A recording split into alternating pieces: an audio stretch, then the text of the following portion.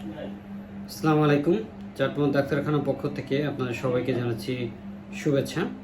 আমি ডাক্তার মোহাম্মদ আলমগীর হোসেন। আজকে আমরা আলোচনা করব আমাদের উপর পেটের ব্যথা নিয়ে বা আপার অ্যাবডোমিনাল পেইন। কী কারণে আমাদের আপার অ্যাবডোমিনাল পেইন বা উপর পেটে ব্যথা হতে পারে, এটা জানার জন্য খুব সহজেই আমরা এই বিষয়গুলো বুঝতে পারি। আমাদের উপর পেটে সাধারণত কী মেজর অঙ্গ প্রত্যঙ্গ থাকে। উপর পেটে সাধারণত আমাদের লিভার থাকে, লিভারের ভিতরে পিত্তথলি থাকে।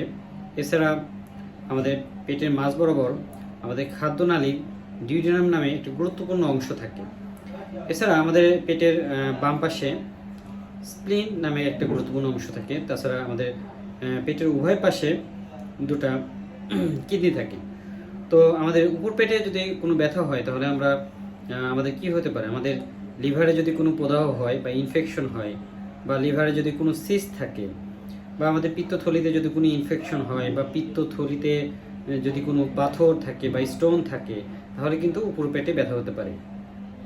এছাড়া আমাদের যদি পেটে দীর্ঘদিনের গ্যাস বা আলসার থেকে উপর পেটে ডিউডিনামে আলসার হতে পারে, বা আলসার জনিত কারণে এই উপর পেটে ব্যথা হতে পারে।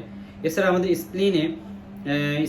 স্প্লিন যদি বড় হয়ে যায় বা ডিসকমফোর্ট বা এই ধরনের কারণে ব্যথা হতে পারে, বা স্প্লিনটা যদি কোনো কারণে ইনফেকশন হয় সেটার জন্য ব্যথা হতে পারে। এছাড়া আমাদের কিডনিতে যদি কোনো কারণে ইনফেকশন হয়, বা কিডনিতে যদি কোনো কারণে হাইড্রোনেফ্রোসিস হয়, পানি জমে, তো এছাড়া আর কিডনির যে আরও বেশ কিছু রোগ আছে, সেই রোগগুলোর জন্য কিন্তু আমাদের কিডনিতে ব্যথা হতে পারে। তো এগুলোই আসলে মেজর আপার অ্যাবডোমিনাল পেইনের কারণ। তো এই কারণগুলো কী কারণে হচ্ছে এটা জানার জন্য আমরা অবশ্যই একজন ডাক্তারের পরামর্শ নেব।